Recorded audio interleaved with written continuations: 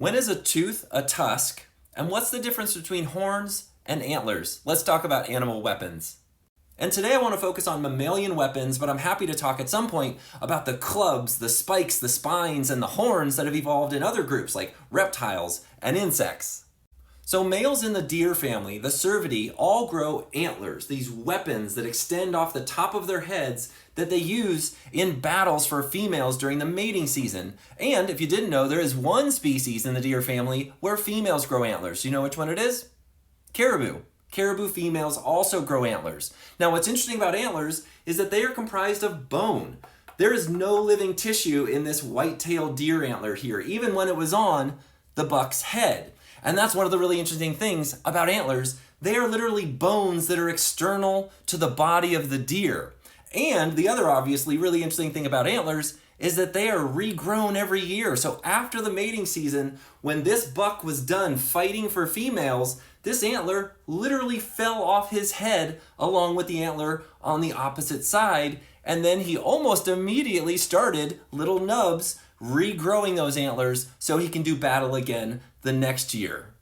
Now, horns, on the other hand, like we see in cattle and bison and goats and sheep, unlike antlers, are not made up of bone. They're made up of keratin, the same substance that makes up our fingernails and our hair. And unlike antlers that attach to the surface of the skull, right? This antler right here would just attach to the surface of the deer's skull and then fall off at the end of the season. Horns are essentially a sheath, this keratin sheath fit down over a bony projection that's quite literally full of living tissue. And unlike antlers, horns in all but one species that we know of are permanent. Do you know which species of horned animal drops its horn every year and regrows it? The pronghorn, North America's fastest land animal, sheds its horns every year and regrows them. So rhino horns differ from other mammalian horns in a few ways. First, there is no bone in a rhino horn. It's not a sheath that fits down over a bony protrusion like we see in other horned mammals. Instead, the entire horn is made up of keratin and melanin, these long strands of these molecules that are then bound into bundles and then rebound into super bundles, making it a very, very strong weapon. And what's really cool is the job of the melanin in the horn does the same job as melanin in our own bodies. It helps protect the other cells, in this case the keratin, from breaking down due to exposure to ultraviolet radiation from the sun. So let's finish up this TikTok talking about tusks and how they're different from teeth, despite the fact that all tusks evolved from teeth. And I'll admit, before my research for this TikTok, I had no idea what a challenge it has been for evolutionary biologists to define what a tusk is and differentiate it from teeth. But it seems like fairly recently we've come across a definition that seems to work for the majority of evolutionary biologists, as well as paleontologists who study some of the recent megafauna who had tusks. And that is that a tusk had to be ever-growing, protrude from the mouth, and made up of dentine, the material inside the tooth, and couldn't contain enamel, which makes up the outer layer of the tooth. Now, we're going to talk about teeth versus tusks to give you a little better idea of what the heck that means.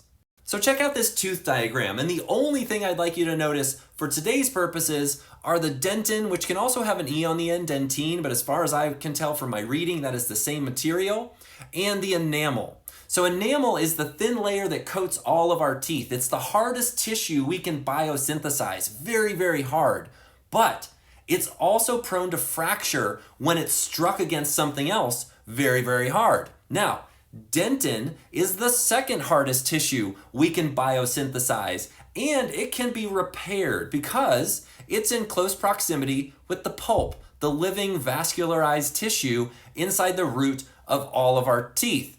Now, let's compare this tooth to a tusk.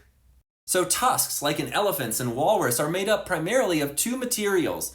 The dentin, like we talked about in our own teeth, that hard layer that underlies the enamel, which is the ultra hard layer, but fractures pretty easily. Dentin doesn't fracture. It can take a lot of damage before it actually breaks. And then cementum is the other molecule or the other tissue that we find in tusks. And cementum is a highly mineralized tissue that anchors the tusk to the root up in the jaw of the elephant or the walrus. Now, what's really interesting is you probably saw in that definition of tusks that they don't have an enamel layer.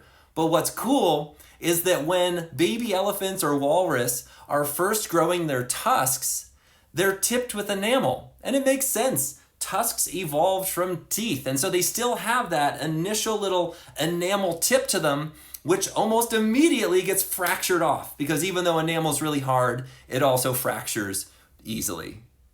So I hope that was helpful. Horns versus antlers, teeth versus tusks, because I find the evolution of animal weapons to be absolutely fascinating.